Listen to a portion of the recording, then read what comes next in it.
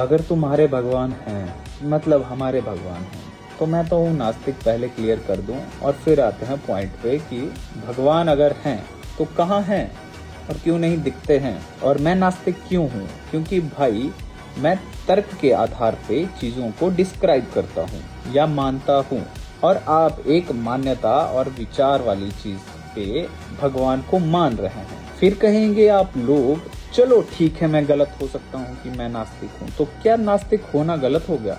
और चलो मान लेता हूँ कि मैं गलत हूँ, तो क्या लगता है तुम्हें कि हमारे भगवान, अगर मैं गलत हूँ तो मुझे मार देना चाहिए था क्योंकि मैं भगवान को मानता ही नहीं हूँ। अब मान लेते हैं कि भगवान दयालु हैं, तो भगवान को शायद और जीवों की हत्या नहीं दिखाई दे रही है हम इंसानों के द्वारा। और चलो मान लेते हैं कि यहाँ पे भी शायद मैं गलत हूँ क्योंकि मेरे में समझ की कमी है, तो पंडित लोग या कुछ और आ जाएंगे अपना ज्ञान देने। तो मुझे ये बता दीजिए सर, अगर आप किसी का घर तोड़ देते हो तो क्या आपको सजा नहीं मिलती या भगवान नहीं देखता?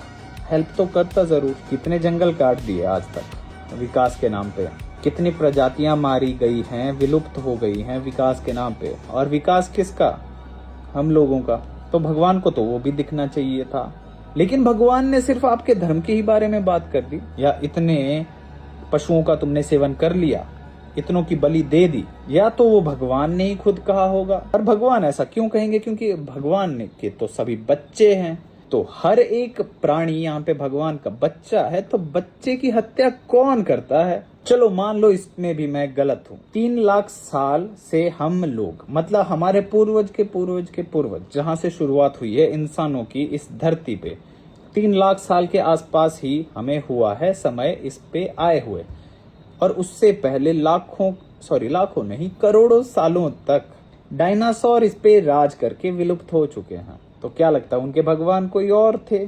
फिर जो मर गए उसके बाद एक नई प्रजाति के भगवान पैदा हुए जिन्होंने हमें बनाया।